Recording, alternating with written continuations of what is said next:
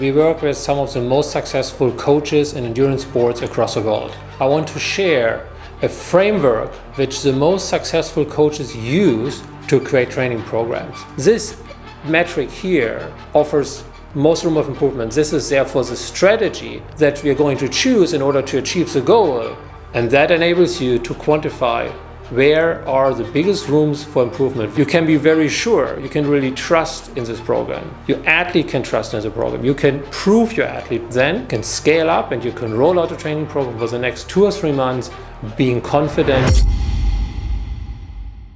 Hey, my name is Sebastian Weber. I'm the founder of Insight.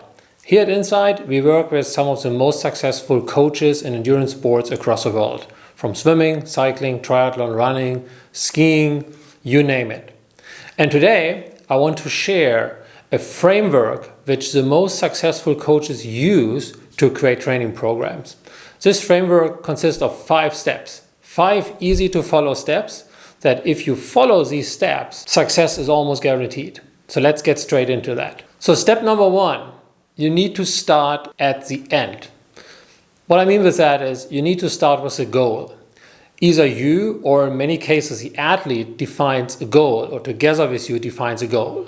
This could be anything from finishing my first half marathon to a new personal best in Ironman long distance triathlon to winning a specific race, whatever it might be. You will have a goal, could just be improving aerobic fitness, whatever it is, okay? First, you need to define the goal. Why is that?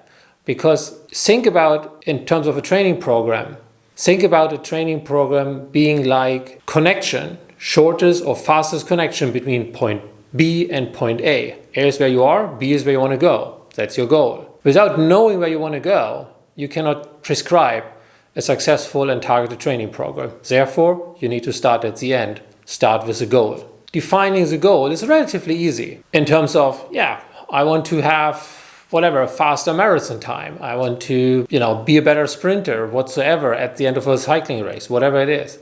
Now, step number 2 is translating that goal into numbers, into data. Okay? What does that mean? What do you need in order to achieve that goal? What do I mean with that? For example, it could be achieving this goal means you need to increase your power output. You need to increase your running speed. You need to lower your carbohydrate combustion at a certain running speed. You need to be able to, save a certain amount of carbohydrates for finishing that marathon in a specific time, to finish that triathlon in a specific time. Okay? So starting from the goal, which can be pretty lofty in some cases, like, I want to finish a marathon, for example. Translate this into what does it mean from a physiological point of view? What is the actual number that we want to improve? Okay. Going back to your navigation example, training program is shortest or fastest connection between A and B.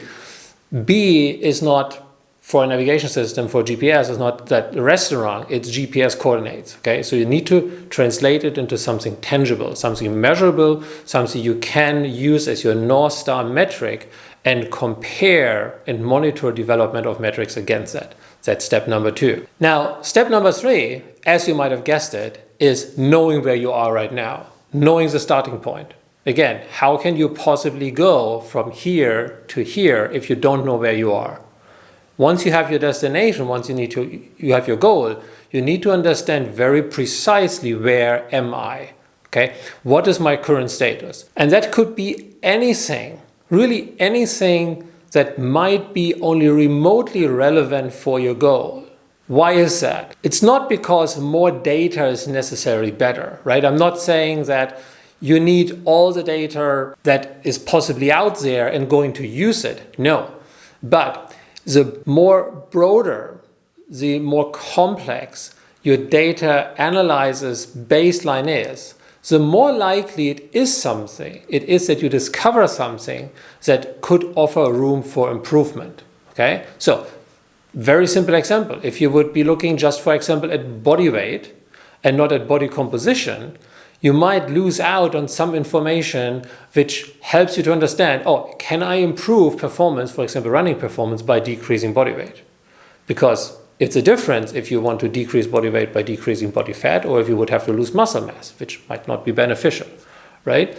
Or you might stumble across something like fat combustion rates or glycogen stores of the athlete. You might find something where you say, oh, wait a second, I didn't think about this metric, but now that I see it, I actually think there is something which we can work on, which offers room for improvement, that maybe there is a metric that you didn't think about you can leverage in order to reach that goal.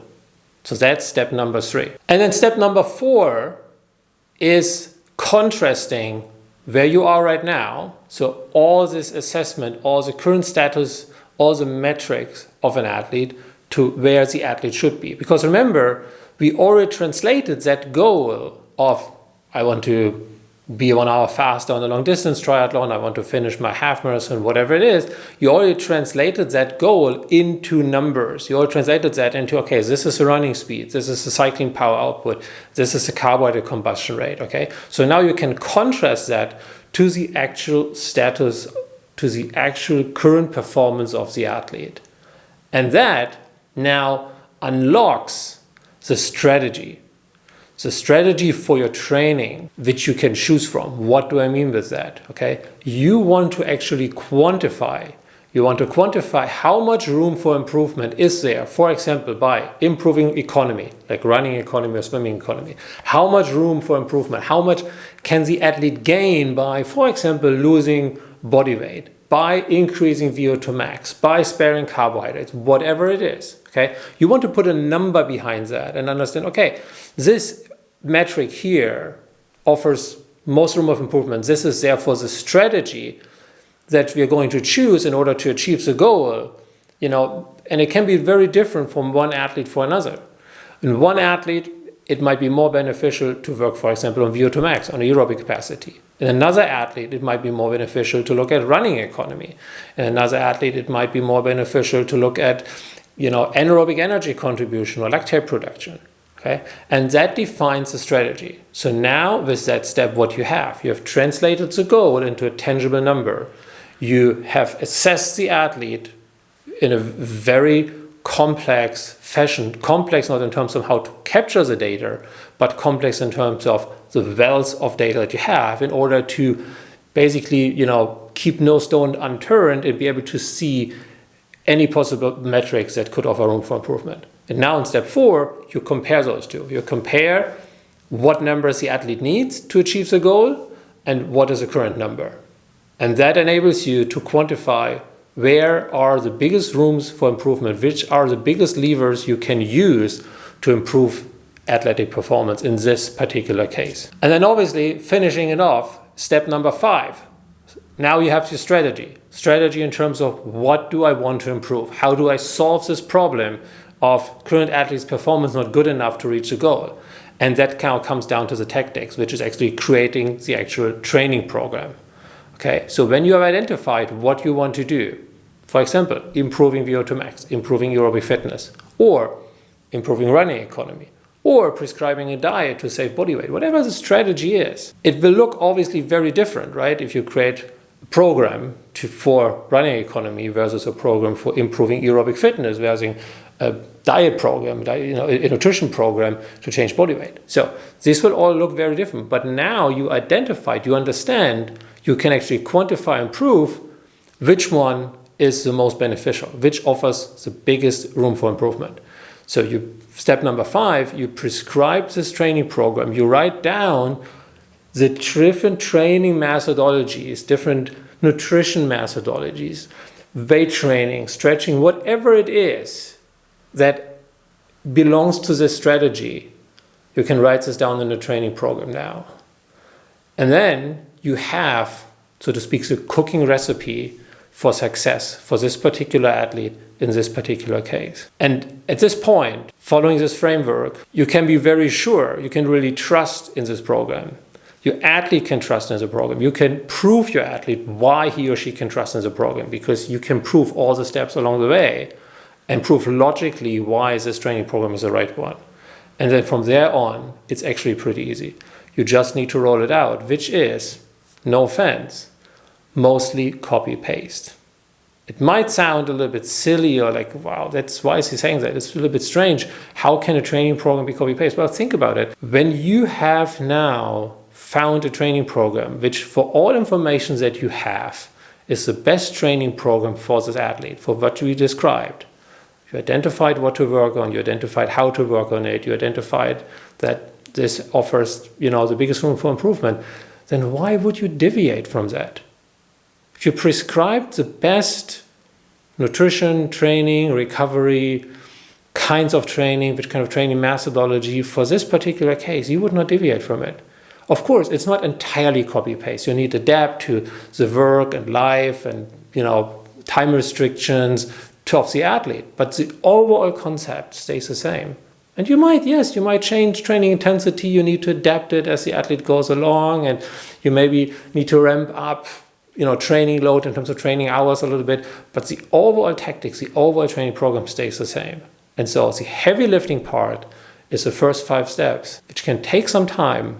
But then you can scale up and you can roll out a training program for the next 2 or 3 months, being confident that this is a training program, this will work best for the athlete. And from there, it all repeats. It all starts from the beginning, make an assessment, contrast to where the athlete wants to go, make a new prescription or adapt the current prescription. I hope this helped. If you have questions, if you want to see more, learn more how you can do this, contrasting the current status of the athlete, contrast that with the goals, how an assessment would look like, which metrics to look at depending on the goal of the athlete, reach out, book a call with us, check out the vast, really, really high quality learning content that we have. Looking forward to hearing from you. Thank you.